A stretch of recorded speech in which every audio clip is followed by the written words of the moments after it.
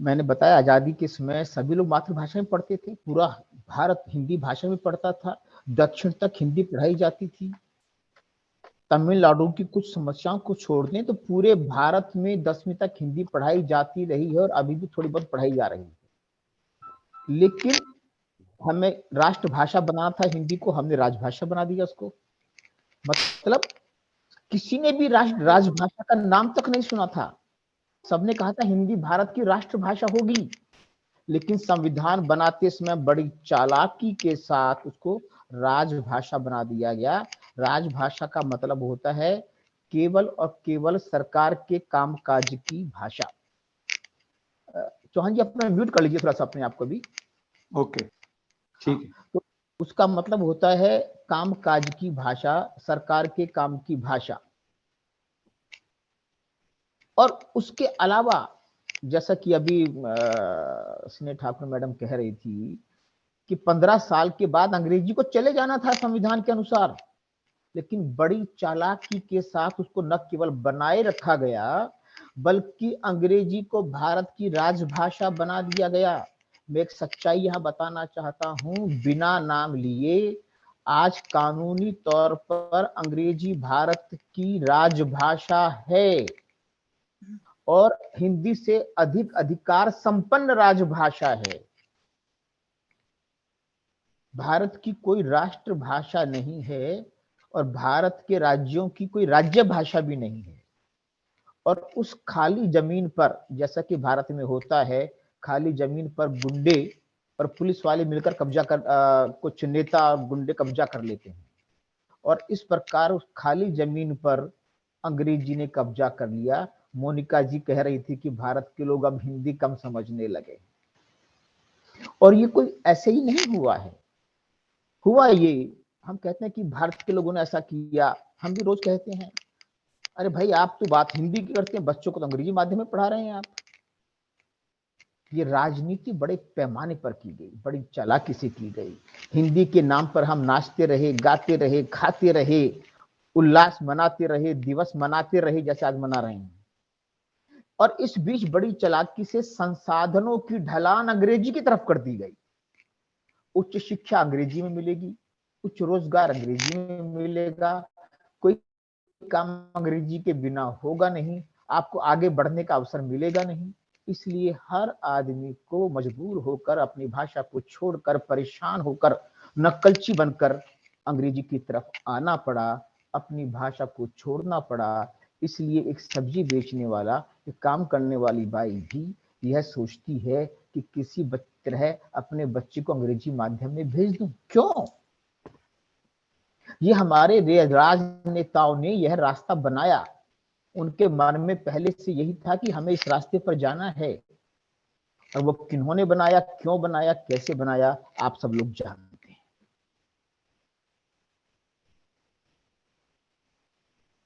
तो ये जो हुआ है अचानक नहीं हुआ है, ये छल के साथ हुआ है, कपट के साथ हुआ है, योजनाबद्ध तरीके से हुआ है, कानूनों के माध्यम से हुआ है। 1986 की शिक्षा नीति, 1986 तक भी दिल्ली में एमए तक की पढ़ाई भारतीय भाषाओं में थी, हिंदी में थी, कहीं गुजराती में थी, कहीं कन्नड़ में थी। लेकिन 1986 की शिक्षा नीति के माध्यम से भारत की शिक्षा का अंग्रेजीकरण कर दिया गया। सैम पित्रोदा जी ज्ञान आयोग लेकर के आए, वो ज्ञान की बजाय अंग्रेजी पर उनका पूरा जोर था। पूरे भारत को अंग्रेजी में पढ़ाया जाए, सब इतने लाखों अंग्रेजी शिक्षक भर्ती किए जाएं, सभी टीचर्स को अंग्रेजी सिखाई जाए। और कुल मिलाकर अब 3-4 पीढ़ियां अंग्रेजी में पढ़कर आई हैं। अब आती है बात विदेशों में हिंदी की। जितने लोग यहाँ बैठे हुए हैं मैं समझता हूँ, और जितने लोग देश दुनिया में, विदेशों में खासकर हिंदी की बात कर रहे हैं, वे कौन हैं? वे लोग हैं जो भारत में हिंदी माध्यम से पढ़े थे, मातृभाषा में पढ़े हैं, वही कर रहे हैं। और जैसा कि मोनिका जी बता रही थी, स्नेह मैडम बता रही थी कि अब उनके बच्चे बमुश्किल हिंदी बोलते हैं, और उसके आगे वाली पीढ़ी का तो प्रश्न ही नहीं है। पत्तों पर पानी डालने से होगा क्या? अब जो भारत में अंग्रेजी माध्यम से पढ़कर जा रहे हैं, क्या उनसे यह उम्मीद की जाएगी कि विदेशों में हिंदी बोलेंगे या हिंदी में हिंदी को बढ़ाएंगे?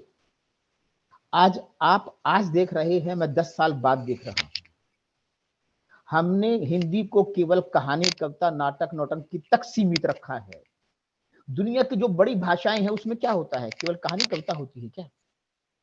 उसमें ज्ञान होता है, विज्ञान होता है, व्यापार होता है, व्यवसाय होता है, हर क्षेत्र की जानकारियां उसके माध्यम से होती हैं। इसलिए वह आवश्यकता की भाषा बनती है, वह जरूरत की भाषा बनती है, वह रोजगार की भाषा बनती है, व्यवसाय व व्यापार की भाषा बनती है। इसलिए उसे हर कोई पढ़ना चाहता है। हमने ऐसी स्थितियां पैदा कर दी हैं कि अब कोई क्यों पढ़े। अगर मैं अपने बच्चे को कहूं कि भैया तो अंग्रेजी में मत पढ़, हिंदी में पढ़, कहता है बहुत बढ़िया बात है, मुझे ये बताइए कि मैं अंग्रेजी में पढ़कर बनूंगा, हिंदी में पढ़कर बनूंगा क्या? मैं बांग्ला में पढ़कर बनूंगा क्या? मैं गुजराती में पढ़कर बनूंगा क्या? ये मसला हिंदी का नहीं है। भारत की सभी भाषाओं को हाशिए से बाहर कर दिया गया है। और जैसा कि सुभाष जी कह रहे थे, हम लड़ रहे हैं, वे बढ़ रहे हैं, हमारे नेता हमें लड़ा रहे हैं और वे उन्हें आगे बढ़ा रहे हैं। ये तो हो रहा है ना। और ये योजनाबद्ध तरीके से हुआ है। हम कहते हैं कि थोड़ा सा ये कर दो काम चल जाएगा, नहीं चलेगा साहब। दो स्तर पर काम करने की जरूरत मैं पाता हूं। पहली बात, हालांकि सरकार कोशिश कर रही है, कितनी कारगर होगी मुझे नहीं पता है। सरकार कह रही है कि हम इंजीनियरिंग की पढ़ाई, मेडिकल की पढ़ाई हिंदी माध्यम से और भारत की 14-15 भाषाओं के माध्यम से करवाएंगे। मैं लगातार लिख रहा हूं कि साहब आप पढ़ाएंगे पर कोई क्यों पढ़ेगा? जब तक आप रोजगार की भाषा नहीं बनाएंगे तब तक शिक्षा की भाषा बन नहीं पाएगी। अगर आपने भारतीय भाषाओं को, हिंदी को रोजगार की भाषा बना दिया तो शिक्षा, अपने आप स्कूल खुल जाएंगे, अपने आप कॉलेज खुल जाएंगे, अपने आप किताबें बन जाएंगी, अपने आप लोग पढ़ने के लिए आ जाएंगे। अगर किसी को पता लगे कि भैया मुझे डॉक्टर की नौकरी, मुझे इंजीनियर की नौकरी हिंदी माध्यम से मिलने वाली है, वो भाग कर दाखिला लेगा। और दाखिला लेगा, स्कूल कॉलेज खुलेंगे तो पब्लिशर पैदा हो जाएंगे, राइटर पैदा हो जाएंगे और रवि जी जैसे लोग अनुवाद भी कर देंगे। कहाँ दिक्कत है? लेकिन हम कहेंगे साहब रोजगार तो अंग्रेजी में रहेगा और हम बात करेंगे हिंदी की, तो नहीं होने वाला है। और दूसरी बात मैं बताता हूं कि अगर हिंदी की नींव कहां पर है, हिंदी की जमीन कहां पर है, हिंदी की जड़ें कहां पर हैं, वो अमेरिका में नहीं है, कनाडा में नहीं है, ऑस्ट्रेलिया में नहीं है, सिंगापुर में नहीं है। उसकी जड़ें हैं भारत में। भारत में जड़ें खोखली हो रही हैं, हम पत्तों पर पानी डालने की कोशिश कर रहे हैं। कभी संभव ही नहीं। और मैं तो ये पाता हूं कि 10, 15, 20 साल के बाद लोग कई बार मुझे कहते हैं कि भाई आप तो बड़ी नकारात्मक बात करते हैं। जी हाँ, अगर हम सही समीक्षा नहीं करेंगे तो हम कहीं पहुंचेंगे ही नहीं। अगर फौज कहे हाँ हाँ बहुत बढ़िया बहुत बढ़िया, और जब हमला हो जाए तो पता लगे हम कहीं नहीं है। इसलिए फौज अपनी कमियों की समीक्षा करती है, दुश्मन की ताकत की समीक्षा करती है, व्यापारी अपनी कमियों की समीक्षा करता है।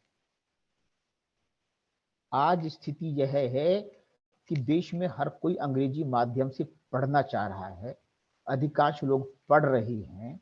और जब भी ये लोग विदेशों में जाएंगे तो उनके माध्यम से तब वहां पर आप जैसे लोग नहीं बैठे होंगे, नीलू मैडम जैसी हिंदी की इतने बड़े सेविका नहीं बैठी होंगी वहां पर, मोनिका जी नहीं बैठी होंगी, स्नेह मैडम नहीं, सुभाष शर्मा जी नहीं बैठे होंगे। सुभाष शर्मा जी इंजीनियरिंग के व्यक्ति हैं, वे वहां पर इंजीनियरिंग मैनेजमेंट के हेड ऑफ द डिपार्टमेंट हैं, लेकिन वो हिंदी के लिए लग रहे हैं क्योंकि स्कूल के समय में उन्होंने हिंदी की लड़ाई लड़ी थी, जेल में गए थे। लेकिन जब यहां से जो हम एक्सपोर्ट करेंगे वो हमारा माल होगा ही नहीं, तो वहां हिंदी की बात करेगा कौन, हिंदी की बात सुनेगा कौन, हिंदी में बोलेगा कौन? जब वो भारत में अंग्रेजी में बोल रहा है, तो वो कनाडा में जाकर, ऑस्ट्रेलिया में जाकर, अमेरिका में जाकर, ब्रिटेन में जाकर अंग्रेजी कैसे बोलेगा? आज आवश्यकता इस बात की है कि हिंदी को हम आवश्यकता की भाषा बनाएं, जरूरत की भाषा बनाएं। लेकिन मैं पाता हूं कि भारत में 90% से ज्यादा लोग सो कॉल्ड हिंदी प्रेमी क्या कर रहे हैं? कहानी, कविता, शॉर्ट शरीफ, मेरी किताब। भैया आपकी किताब पढ़ कौन रहा है? हमारे मित्र हैं वो अमरनाथ जी कई बार कहते हैं, गुप्ता जी अगर किसी किताब को 20 आदमी पढ़ लेना, उसको महाग्रंथ घोषित कर दीजिए। हम किताबें छाप रहे हैं, किताबें बांट रहे हैं, उसके लिए पाठक नहीं है हमारे पास। क्योंकि नई पीढ़ी हिंदी नहीं पढ़ रही है। वो इसलिए नहीं पढ़ रही है कि हिंदी की आवश्यकता महसूस नहीं हो रही है। आवश्यकताएं पैदा करनी पड़ेगी, हिंदी की मांग पैदा करनी पड़ेगी। और इसके लिए बहुत जरूरी है कि हिंदी को, और हिंदी को ही क्यों, तमाम भारतीय भाषाओं को जरूरत की भाषाएं बनाया जाए। मैं बैंक में जाता हूं तो हर फॉर्म अंग्रेजी के अंदर है, राजभाषा नीति होने के बावजूद, जबकि जिंदगी भर में यही काम करता रहा। लेकिन हमारी नीति है प्रेरणा और प्रोत्साहन, यानी मैं करूं या ना करूं मुझे कोई फर्क नहीं पड़ता। मैं कई बार कह देता हूं ये काम कीजिए ना, आप कहिए इनकम टैक्स में कोई सजा नहीं है, अब मत भरिए, आप प्रेरणा से भरिए। तो कितने लोग भरेंगे? आप कहिए कल को कानून में कि सब प्रेरणा प्रोत्साहन, जो ज्यादा टैक्स भरेगा हम उसको कुछ इनाम देंगे, और हम प्रेरित करते हैं देश के लिए आप टैक्स भरिए, तो भारत का टैक्स कितना प्रतिशत होगा? जितना आज है 1% भी नहीं होगा। सब सुविधाएं मिलेंगी अंग्रेजी से, और यहाँ प्रेरणा प्रोत्साहन। मैं भारत सरकार के तमाम संस्थानों में निरीक्षण के लिए जाता था। हाँ साहब कोशिश करेंगे, बिल्कुल करेंगे साहब, वो करता कोई नहीं था। क्यों? उनको मालूम है नहीं करेंगे तो हमारा बिगड़ने क्या वाला है। तो आज इस बात पर हमें विचार करना होगा।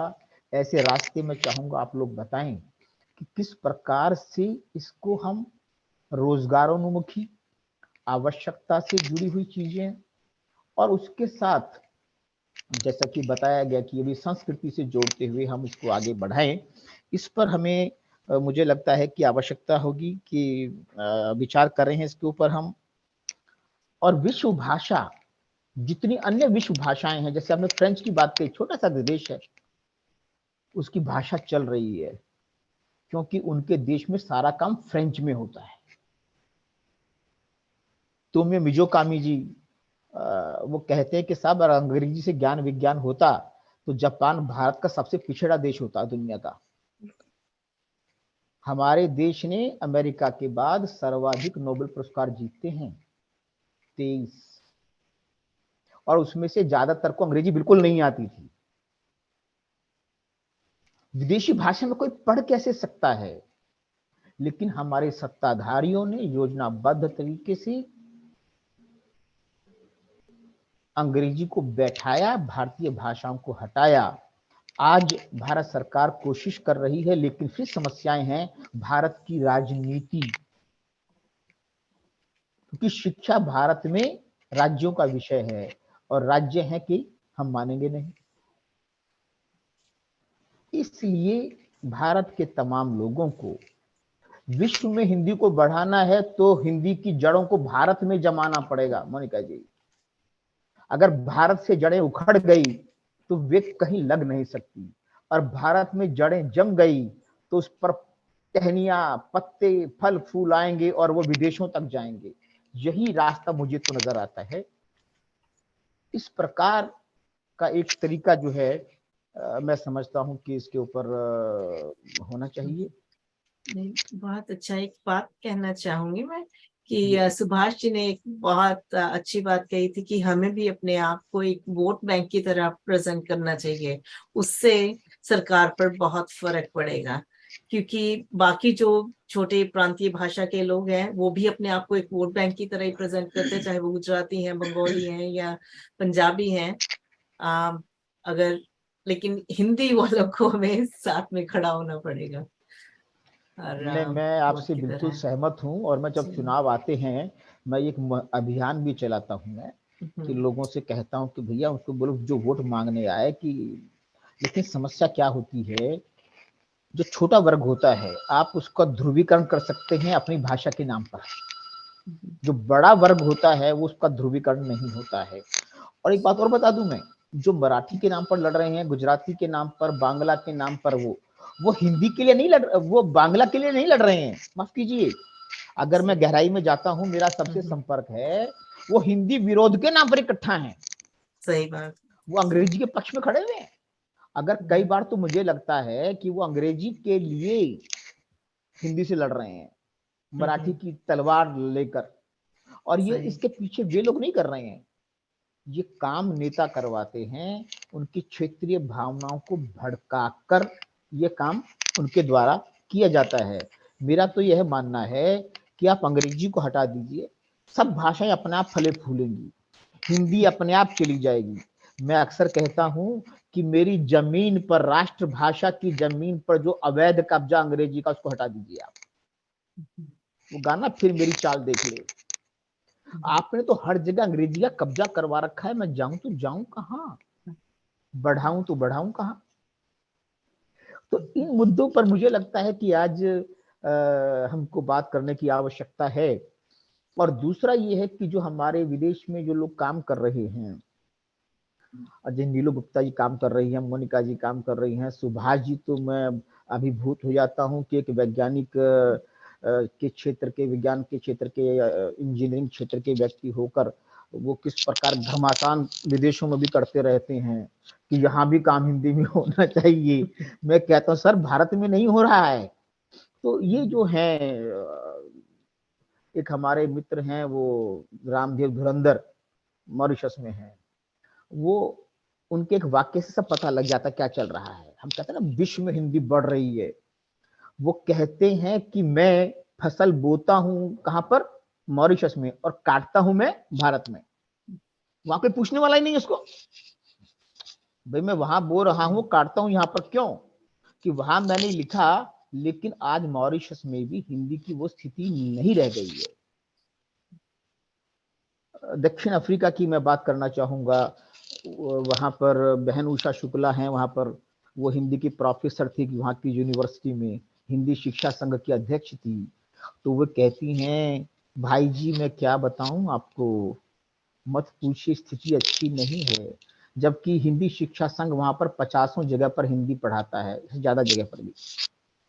बोले कि मेरी यूनिवर्सिटी ने हिंदी विभाग बंद कर दिया।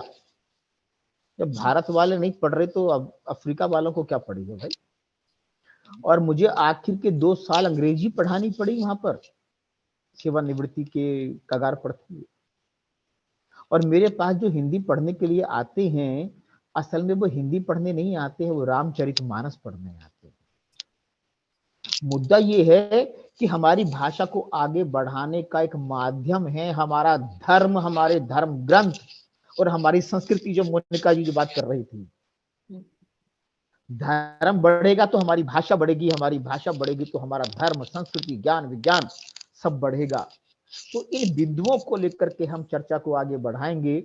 और मुझे लगता है कि मैं काफी बातें, काफी बिंदु रख चुका हूं।